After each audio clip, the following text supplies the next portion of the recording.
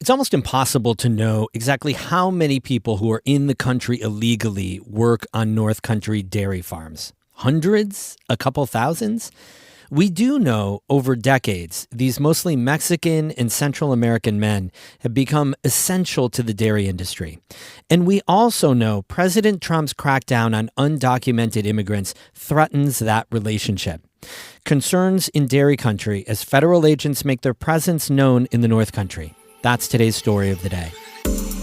Support for Story of the Day comes from Claxton Hepburn Medical Center, dedicated to providing patient care and regional services to the people of St. Lawrence County. claxtonhepburn.org. Hey, I'm David Summerstein. It's Thursday, April 3rd. First up, Border Czar Tom Homan has shed some new light and raised new questions about the detention of 7 people on a dairy farm in Jefferson County last week.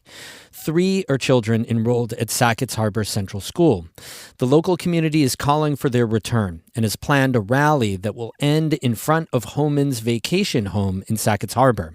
Amy Feiereisel has this update. In his interview with WWNY-TV, Border Czar Tom Homan said he learned about the Sackett's Harbor incident from Assemblyman Scott Gray of Watertown and Governor Kathy Hochul. He confirmed that the reason federal officials were at the North Harbor Dairy was to look for Marcel Meyer, a South African national who was charged with possession of child pornography by the U.S. Attorney's Office last Friday. We served a criminal arrest warrant for a bad guy.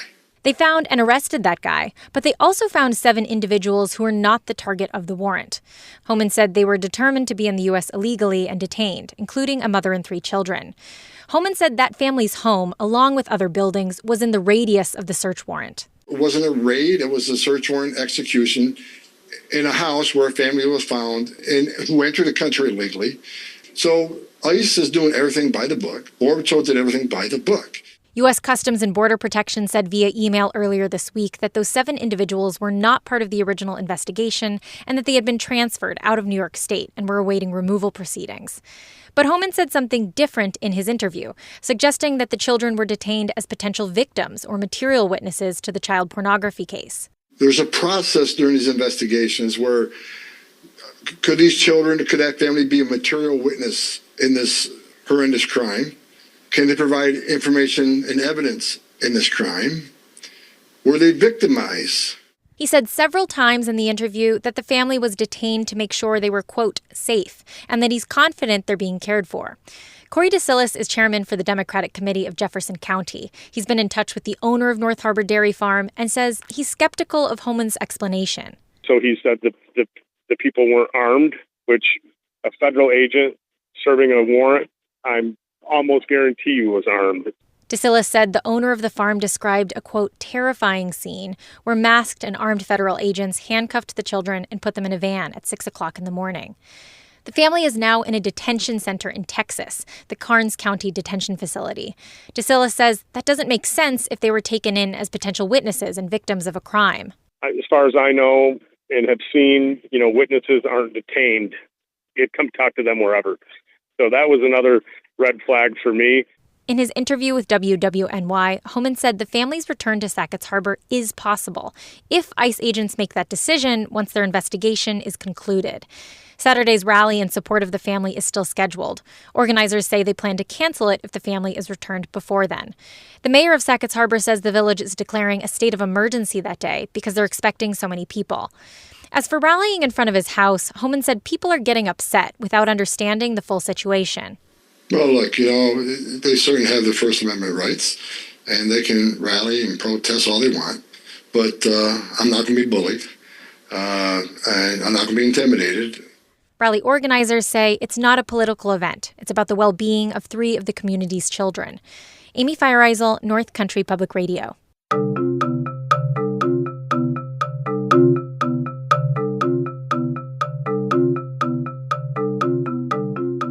Federal agents are ramping up immigration enforcement in New York. Last week, ICE said it began conducting, quote, enhanced targeted operations in parts of the state. We just heard about the detentions at the dairy farm in Sackett's Harbor. They're sending a chill across dairy country, where farms rely heavily on immigrants who are in the country illegally. Catherine Wheeler reports. There's a culture of apprehension in dairy country right now. Rumors and reports are swirling about U.S. Immigration and Customs Enforcement, or ICE, visiting farms and taking away workers. We've been, hearing some different things out on the web and amongst the community. That's a dairy farmer in New York State. We're not using his name because farm owners and their employees risk immigration crackdowns and deportations. The challenge to ourselves is to try to determine the difference between, the rumors and what's actually going on. It's not all just rumors, though. Last week, ICE arrested dairy farm workers in Jefferson County. There's no doubt that there's increased enforcement. So there's a lot of smoke, but there's also some fire. That's Richard Stupp. He's the director of Cornell's Agricultural Workforce Development Program.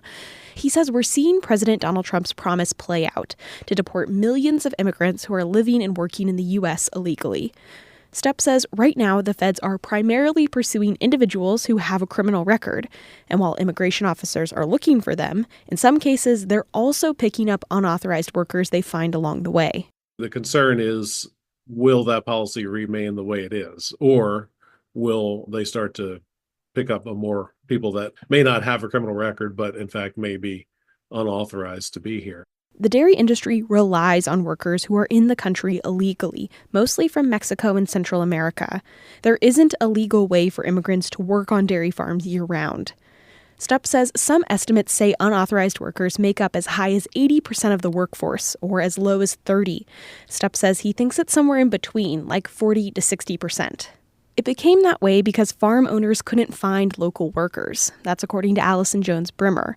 She's with the Northeast Dairy Producers Association, a group that advocates for dairy farmers.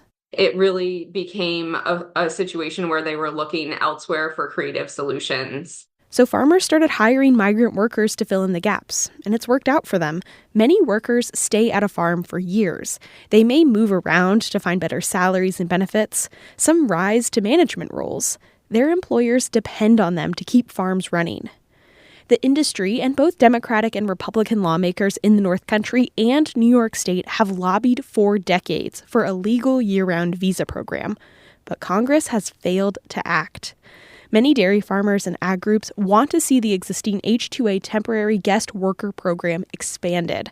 Jones-Brimmer says the temporary visa is great for fruit and vegetable farms that are the busiest during planting and harvesting. But cows don't care what time of year it is. There are just some positions on a dairy farm that are not seasonal. They happen every day of the year, multiple times a day, to feed and milk and care for the cows. This labor issue is one of the factors that's forcing some farmers to sell their herds.